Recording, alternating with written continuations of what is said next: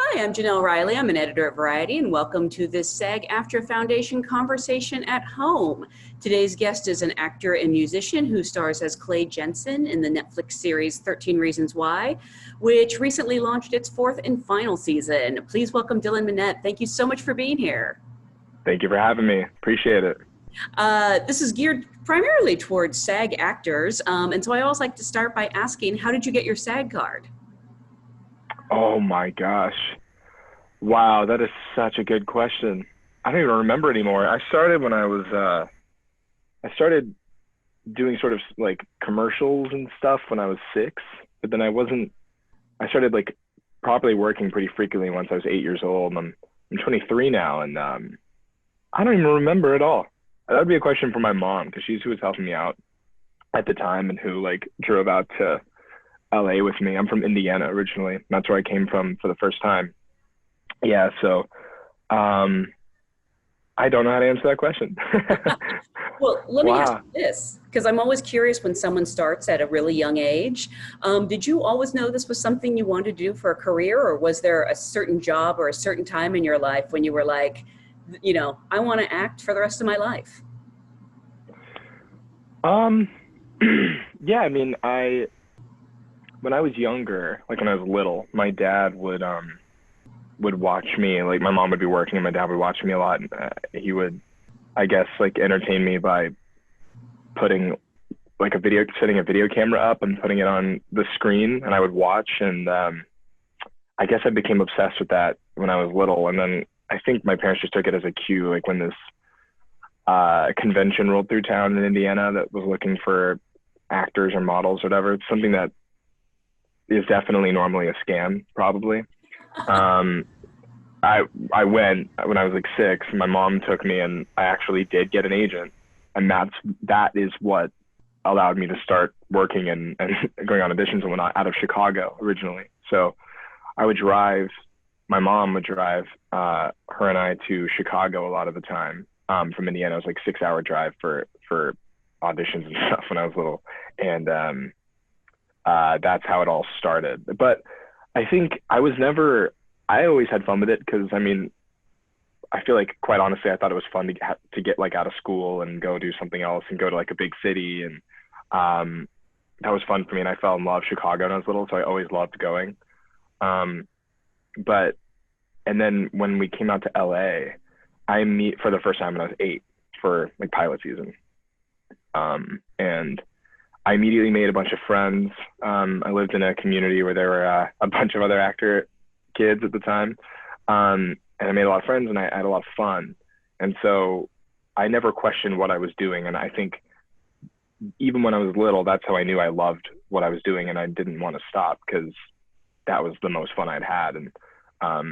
And was more fun for me than just sort of just going to school in the Midwest, which is not to put that down, but that's what I would have been doing. But I was having so much fun doing this. And yeah, I just kept doing it. And every year we'd keep coming back, because I kept eventually I was on a show that shot in LA. So then I started having to come out here more frequently, and then moved out here officially by the time I was 12. But before that, I was out here for like 3 months at first, and then the next year was probably 4 or 5, and then it was 6, and then I started to be here for longer because I was working more, and that's what made us move here permanently. But yeah, so I'm still in LA, and then I've been working ever since, and I hope that answered your question. It was a little Yeah. meandering, but No, I'm sort of curious, when you would come out for a pilot season, did you stay at the Oakwood? yes, that is where it was. Yeah, I wondered if you would know. Oh You would yeah, know.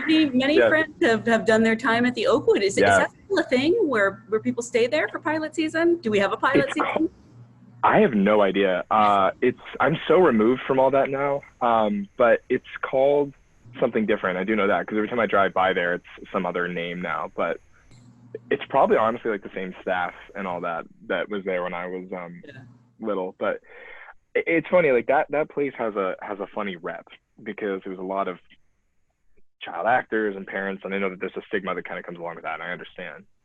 But for me, it was just me. Like, there was no weird different vibe with any of the kids. I just made so many friends and we had so much fun. And it was just this gated community where you could just run around and wreak havoc and just have a great time and know that you're safe because there's like security and you're not out in the world. And I feel like that place is pretty responsible for a lot of my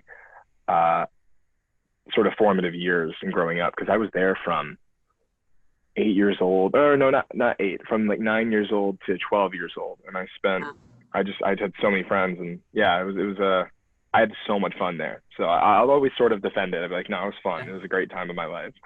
No, everyone I know who stayed there had a great time, and honestly, they should make a series about that place. I feel like they tried to do something. I remember hearing that they wanted to do something, but I don't know what happened to it. But it'd be interesting. Well, you were working a lot in television prior to 13 Reasons Why. Obviously, I've seen you on Grey's Anatomy, and you had a recurring role on Scandal. I'm sort of curious, when 13 Reasons Why came around, were you familiar with the book, and what attracted you to the project? I wasn't familiar with the book, but when I spoke to others about it, they were familiar with the book once I got it sent to me. And then I read the book for the first time when I was going up to shoot it. So once I'd already got the job, I read the book because I knew we'd be sort of straying from it a bit, but and expanding on it, but I wanted to sort of have an idea of where the story might be going just because I was too curious. But yeah, what drew me to it, I mean, like the first script I got, when I first got it sent, it was only the first script. And at the time, I was not looking to be on a series at all. I've been working for a long time, and then more so than now, I was very much like a homebody. I just wanted to be home. I wanted to have as much of like a normal life as possible at that time. And I was like, I don't want to go be on a series that films somewhere else for a long time. I want to spend my life at home and, make up for some lost time or whatever. That was kind of my mindset at the time. And I wasn't looking for it, but then this got sent to me, and I'm pretty sure that my team was like, we know you're not looking for something like this right now, but this is something to definitely pay attention to. And I saw it was like lead of a Netflix show with Tom McCarthy directing and Brian Yorkie being the showrunner, and obviously Selena's name and then the book. And I was like, oh, this is obviously worth paying attention to for sure. And then I read the first script, and I was so excited by it, and I loved the introduction to the story and the characters, and I was so intrigued and wanted to know what was going to happen next so bad that I just got rid of all the preconceived feelings that I had about being away from home or working too long or something. And I just sat there and went, this is a huge opportunity to at least go audition for. And I feel like this kind of thing doesn't come along very often, this kind of opportunity, because this show sounds like it'll be great. I didn't think not in the way that I thought it'd be big or like a phenomenon, but I just thought the story and the caliber of the people attached is what would be sort of a bad idea to pass on. And I'm very thankful I auditioned because it's changed my life now. And it's crazy looking back on that when I was debating auditioning for it or not, which is so funny. But it's weird how like a small decision like that could have changed so much in my life, and I never would have known. It's really weird. But I never predicted I would have got it though, because I thought the first audition that I did was just mediocre. I was like, well, that wasn't good. I'm not gonna get that. And then and they called me back in a couple times, and I remember I think it was the last time that I was reading. It was with Brian and Tom, and we were doing like chemistry reads, and Miles Heiser, who plays Alex on the show, was also there. I don't know if he was there for Claire or not. He might have been, but we were talking outside, and I think we had just met there. We'd always seen each other, like knew about each other, but had never properly met. And we were talking outside, and I remember we were both talking about how we both thought we did a bad job, and like there's no way we're gonna get it. And then we're talking outside, and then I think it was Joy, the producer, comes outside, who's in the room. They could hear us talking, and they're like, hey, we're like taping inside. Can you guys quiet down a bit? And we're like, okay, now we're officially not getting this job. And then we both ended up on the show, which is so funny. Anyway, it's a little backstory to Miles and that. Are you generally a good judge of how you've done in auditions, or are you someone who kind of always thinks you did a bad job? It's weird because I haven't been on an audition, I think, in probably 4 years. So it's hard for me to even remember from what and that's not because I'm like getting sent offers. I don't have to audition anymore. It's literally because I have spent half of my year for 4 years shooting the show, and then the other half I just don't pay attention. I just haven't wanted to work in between. So I just have not gone on any auditions. But I feel like I was a good judge. Like, I feel like if someone's like too nice or too like, that was so good, sometimes I'm like, they're not gonna, I feel like that's just them kind of overcompensating. But then I feel like but if someone's like kind of quiet and just sort of feels like they're observing you, I feel like sometimes I would take that as a cue that they liked me, and the people that were more quiet. I don't know why. I feel like that's something that would always sort of, I would think about after auditions, but it's hard to remember, really. It is. That's good. Yeah. Maybe you blocked it out. What'd you say? Maybe you blocked it out. Oh yeah, I mean, honestly, probably. You have got to work with this amazing ensemble, everyone from Catherine Langford and Devin Druitt and Christian Navarro. It must have been exciting to like look at that call sheet every day and know you were going to be working with like another great actor. It had such a good ensemble. Yeah, I mean, especially in the beginning when the show started, I was the first one to get there, up in the Bay Area where we shot, and the cast was still being formed like last minute, and I didn't really know who was going to play all the characters. I knew Catherine had gotten the role of Hannah, and I was so excited to meet her. But it was interesting watching it form as I was there, and then the people would start to show up, and that was the most exciting moment for sure. But yeah, I mean, it's really interesting because a lot of the actors on the show hadn't worked very much prior to this, and I remember just feeling so fortunate and lucky and blown away that like everyone on the show was as good as they were, and I was just so thankful because I had no idea who anyone was going to be like, and not even like that I would judge someone's performance, but like just even as people, like I had no idea what the people were going to be like, and everyone was so nice and just so good at what they do that it just made me feel so comfortable because I was nervous when I showed up. Like, I've never had a role or responsibility this big, like to be sort of the driving like voice and narrative voice of the show or of anything, and let alone 13 hours of television on Netflix, which is so sort of respected. And I was just like, this is, I don't think I fully realized what I've gotten into. And I remember the first day I like flew on a plane and went up to Northern California. I got there and I think I got a little nervous. I was like, can I even do this? Can I be this big of a character on a show? Like, I really don't know.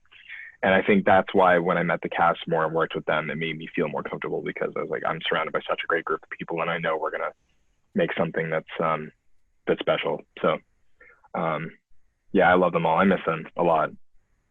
I mean, yeah, here you are 4 seasons later. The 4th season actually just dropped a few weeks ago. It's been fairly recent. Yeah. What's it like to say goodbye to Clay after 4 seasons? It's bittersweet. I think overall, though, it feels good because it was the right time. I know that back in season 1, when I was talking to Brian and I pictured I asked him how long he pictured the show going for, and he was thinking, I feel like at most 4 seasons, like 4 semesters of school. So you'd follow junior year and senior year. And I had that in my head. I was like, got it, that makes sense. And so I always had this feeling that if we went beyond 4, that would officially be too much. And I know other people would argue that any of it was too much past season 1, but I always had it in my head like that we'd see these characters for 4 years, and I was excited about it because I wanted to see where these characters go, and especially Clay. But and that's the thing, like Clay is such an intricate and multi-layered character in the sense that from season 1, we have seen themes introduced of him having clearly something deep within him, like mental struggles that he really suffers with, and there's never been a way to define it, and it's never been faced like head on in the story. And I always had said to Brian, like in the last season or in the fourth season, I want to see Clay in therapy, and I want the story to center around his struggles and how he can overcome them. And I want to see him go to his lowest points and come out of it, you know, in a better place. And that's what I always wanted season 4 to be.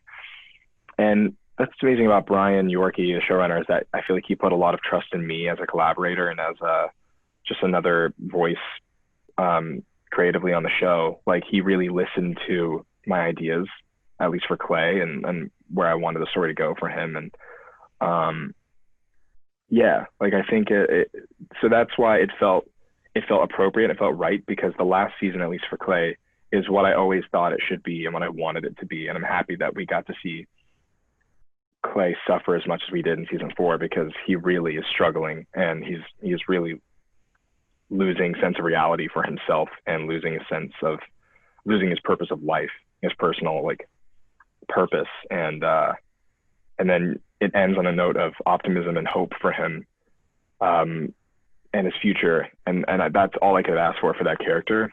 And I remember like reading the last script, I felt like there were so many full circle moments for Clay and for the whole story. And I was so pleased with how it was all rounded out in the end that it's hard for me to feel sad about it being gone, because I'm just so proud of how it ended. And so it feels good, really, you know. And I'll always miss the character and everyone on the show, and it does feel weird now that this is the first year I'm not going back to do it. And it hits me at different times, but overall, like it's good. It's good. I mean, season 4 really did delve deep into his mental health, and I'm sort of curious, did you do anything different when you prepared for this season, knowing that was going to be such a heavy storyline?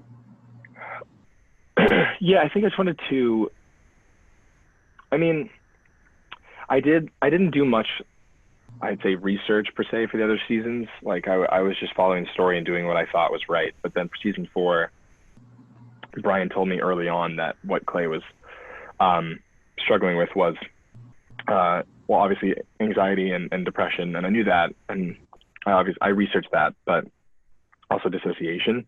And that I wasn't as familiar with at the time. And so I really wanted to make sure that I understood and grasped the concept of that. And also when you see Clay have panic attacks, because I feel like I've seen so many performances on television or film where someone does a really convincing panic attack. And I was like, I've never personally experienced, I don't believe, a panic attack. And I know they can be really serious and really severe. And I wanted to make sure that everything we were doing was as realistic as possible. So I was just always trying to keep it as grounded as possible, because we see Clay go to so many extreme moments, but I wanted it to still feel grounded in reality and not pay any sort of disrespect to those actual struggles that people face. So I wanted to make sure that we were honoring it in the best way possible. So it was just sort of like keeping that in mind the whole season.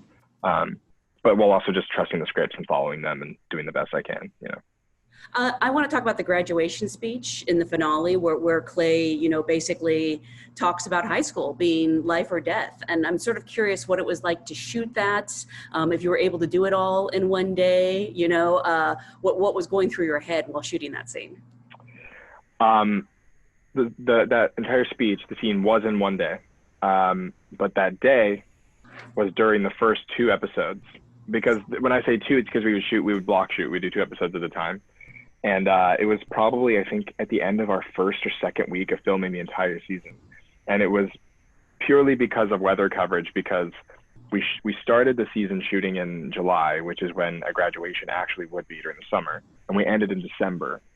And Sebastopol, California, it's always either heavy rain or fog or wildfires or whatever, and they didn't want to risk not being able to get that scene or have it look like actually summer later on in the year, in the season. And so it was nerve-wracking, because to me it was such an important scene, and it was so pivotal and final for Clay.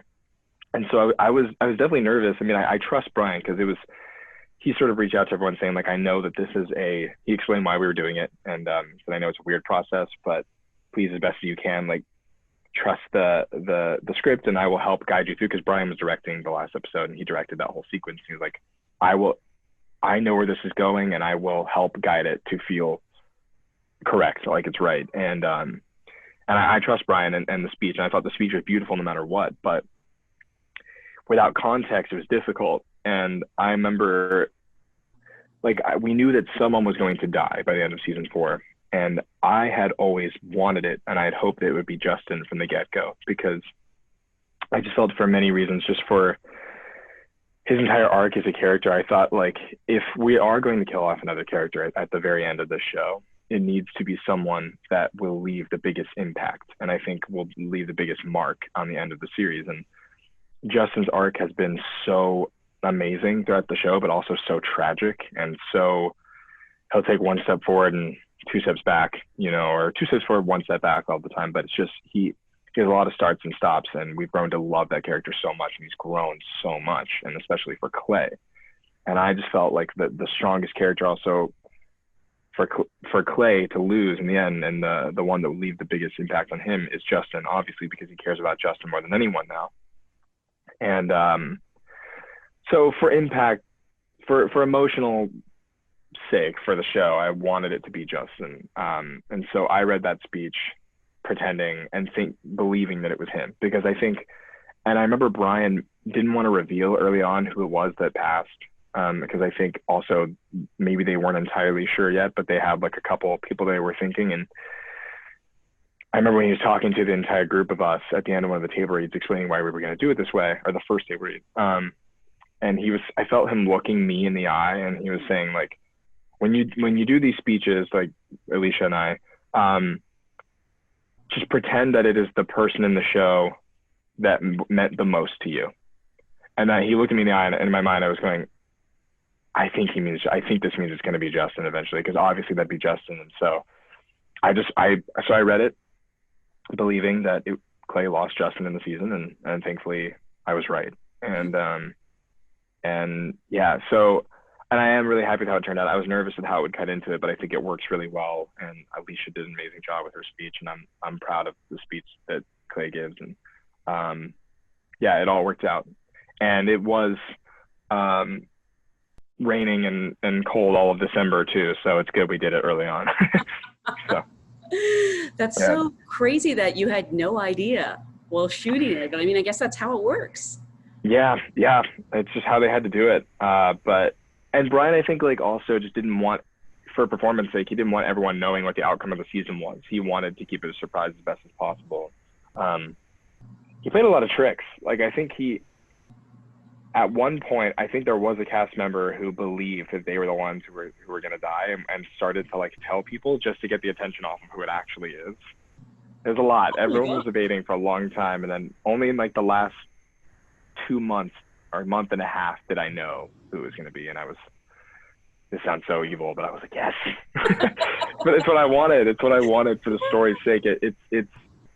It's why it is a huge part of why that finale is so satisfying and so powerful. So I was happy about it, for sure. Well, at least you knew you were safe because you filmed the speech. I knew that talking to Brian, he told me early on, he said, the people that I know are safe are Clay, Jessica, and Alex. Those are the three that they knew were untouchable, in the sense of, and it makes sense when you think about why with those two characters. And I also say Tyler, like, I feel like they wouldn't touch those at the end, because it would just feel too cruel. And of course it's cruel to do to Justin, but, like, it just makes sense with his arc. It just makes sense with that character and his ups and downs at the entire show. So it's tragic, but I love it. I mean, Clay went through so much over 4 seasons, and I'm curious how that affected you as a person. Were there days when you would go home and it was, really hard to separate yourself from what you've been putting your body through all day? Yeah, I mean, I had it pretty lucky in comparison to a lot of others in the show, especially in season 1. I mean, I didn't have to go, we all had to go through a lot, but I didn't nearly have to go through what Catherine and Alicia did in the first season, or what Devin had to go through at the end of season 2, or Miles coming out of an attempted suicide, those kind of things. And I feel like everyone on the show was going through the same sort of process together, and everyone had their own difficult storylines to deal with that I feel like when I go home, I just felt, because it's such a united effort and everyone on the show, I feel like we all kept each other up and kept lifting each other up to feel good and like, you know, mentally stable as much as possible throughout the show, because it's so heavy that it never really would like hit me when I go home or anything. I think I just was thankful that we had such a great support group and that we were all able to keep level heads at the entire process, you know. But were you able to have fun on set, or was the mood pretty heavy because of what you were shooting? Yeah, no, I mean, we had fun. I tend to, if there's an intense scene, I tend to stay pretty in it, but not like in a method way, not like in a weird way, but I just feel like I feel like I can get a little intense, and sometimes I'd be like, was I kind of rude to that person on accident, or was I accidentally like not very approachable in that moment? Like, I don't want to be that way, but sometimes I just get so lost in like what the scene is that I feel like maybe that rubs off a bit when I'm like interacting with people, but never mean to be that way.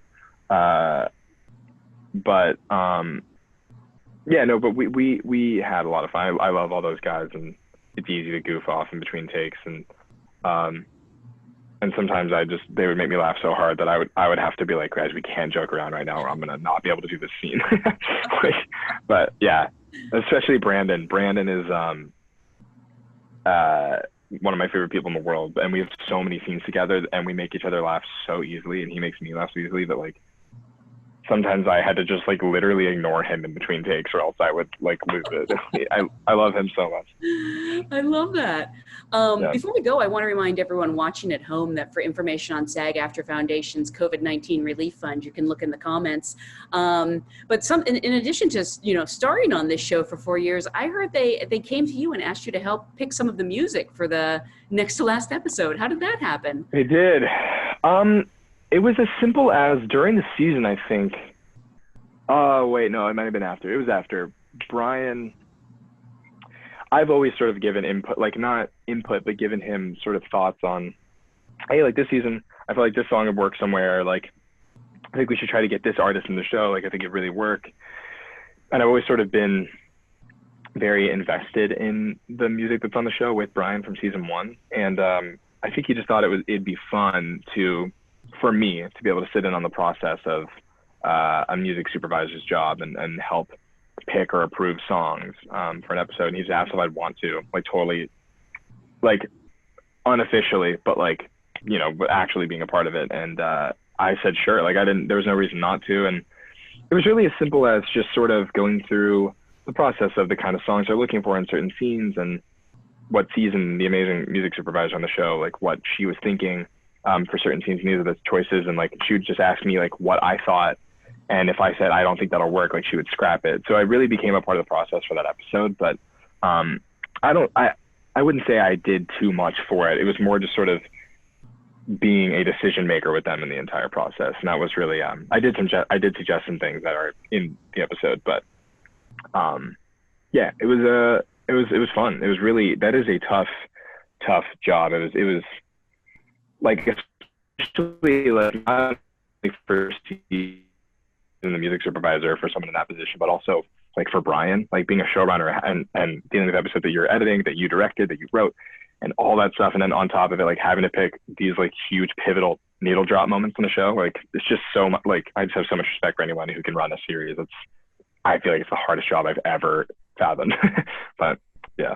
And normally I would ask people what's next, but we're in sort of this weird holding pattern, I know. Yeah. But you're also a musician, so hopefully you're finding ways to stay creative. Yes. Yeah. I've been working a lot with Wallows, my band. So we've been staying busy during this time, and that's how I've been occupying myself. But I am wanting to do, because I feel like it's gonna be a while before I'm able to tour again. Because that's like the last industry that's going to go back, is the touring world, which I was supposed to be doing this year, which is hilarious. But so since I feel like I'll have a pretty big gap of time between recording and touring, I'm definitely going to want to fit in a project or two. But it's just, I don't know, after playing a character for so many years now that I am so proud of, and the project that I love so much, I really want the next thing that I do to be worthwhile and something really different. And I'm going to be I feel like very particular in anything that I do next. So hopefully something soon, but if it's not, that's okay, because I just want to hold out for the right. I just want to hold out for the right thing. I'm going to be picky, but we'll see what happens. I want to do something, but we'll see. I don't know. I hope whatever it is, you can keep the blonde hair, because I'm really liking it. I know. Thank you. Thank you. I know. I want to have different hair now and something. Well, I want to remind everyone that you can see all 4 seasons now, the entire show on Netflix. I want to thank you so much for joining us. And again, congratulations on another great season. Thank you so much. Really appreciate it, Jenelle. Thanks.